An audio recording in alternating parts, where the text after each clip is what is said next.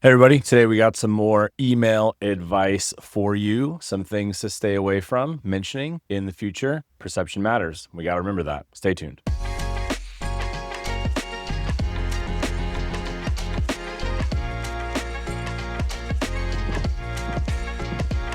Okay, so I got a text from a buddy of mine. I think this was after the Triple Crown tournament in Kansas City. And I want to read this text so that I don't miss anything. I'm not trying to paraphrase it or anything like that. But he said, lots of recruits emailing about how their team didn't finish the way they wanted, but how they played well. So lots of recruits emailing about how their team didn't finish the way they wanted, but how they played well.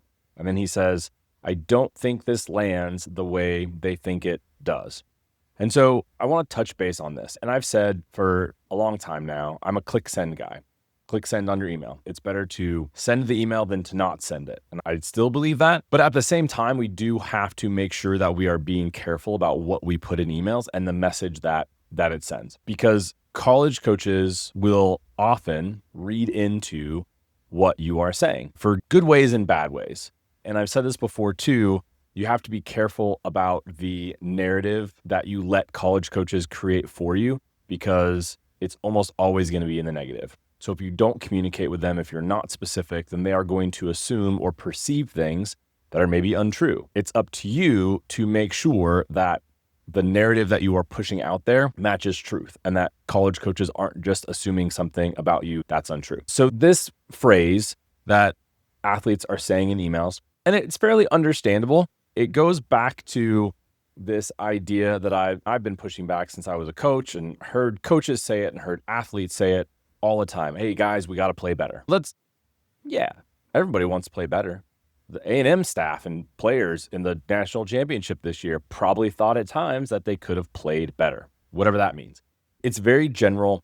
It's very non-specific and doesn't really communicate anything that's beneficial to really anybody. Yeah, we just hit 3 balls into the net in a row. We need to play better. We're all competitive athletes here. Like, we get that. It's not helpful or beneficial as a phrase. And this phrase that athletes are emailing out to college coaches, saying that their team didn't finish the way they wanted, but they played well. The team didn't finish the way they want. Every team, for the most part, that doesn't win, it's not finishing the way they want. So that's not anything unique or specific. But I think the part when you connect that to the part where, but I played well, I did great, but my team didn't. That could be the perception. That's one perception of a statement like this, is you thought you played great, but your team did terrible. Now, is that a little bit reading into it too much? Potentially. But phrases like this can be really passive as far as how you're communicating. I thought I did great, but my team didn't do as well as we would have. Again, perception. It does really matter. The second part of this is, what were your goals going into it? If you were trying to win at, let's say, Triple Crown, or just last weekend where I was in Orlando at the Sunshine Qualifier, I struggle saying that. If you were trying to win, but you finished 42nd out of 42 teams in Open, you weren't going to win. That's a silly goal to have if that was your goal. You need to be more specific about your goals. So let's talk about that. What are your actual team goals? What were you trying to accomplish?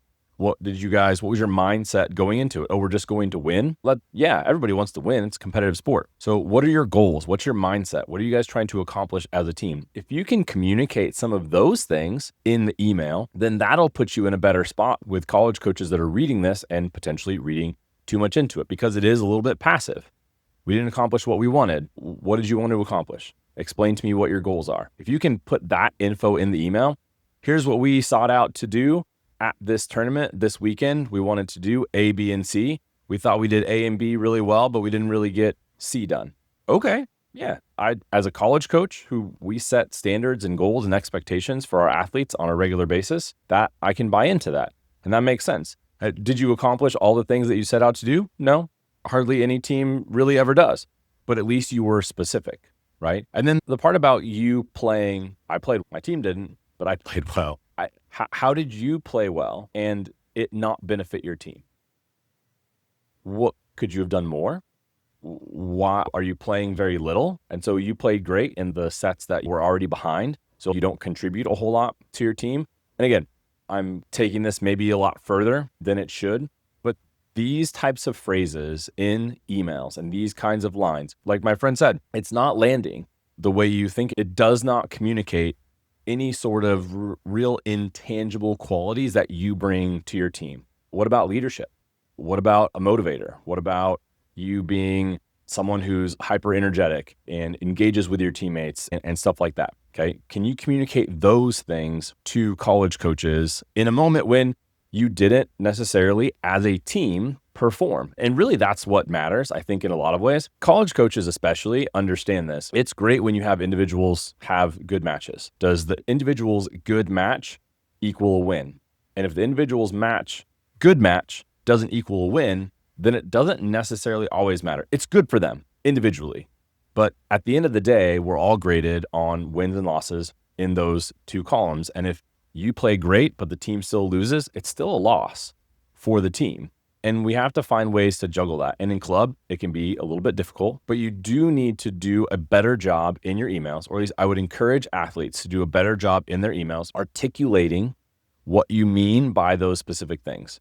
We didn't do as well as we wanted. We didn't accomplish our goals. Okay, what were your goals? Be specific. Why didn't you accomplish your goals? But I played well. Okay, what does that mean? Can you pull that out a little bit more? Can you be a little bit more specific? That is really what college coaches want to hear. They want to see you being able to articulate what your goals are, what your expectations are. What are you trying to do? What are you trying to accomplish? How do you encourage your team? You got to be able to communicate that a little bit better. So try to stay away from these sort of passive, non-specific phrasing in your emails to college coaches, because it's not landing the way that you think. And there's hundreds of athletes that are saying that similar phrase.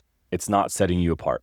It's not making you stand out in the crowd. You're just really a part of it. What questions do you have next about your emails and how we can make them better? Let me know in the comments, and I'll see you guys next time.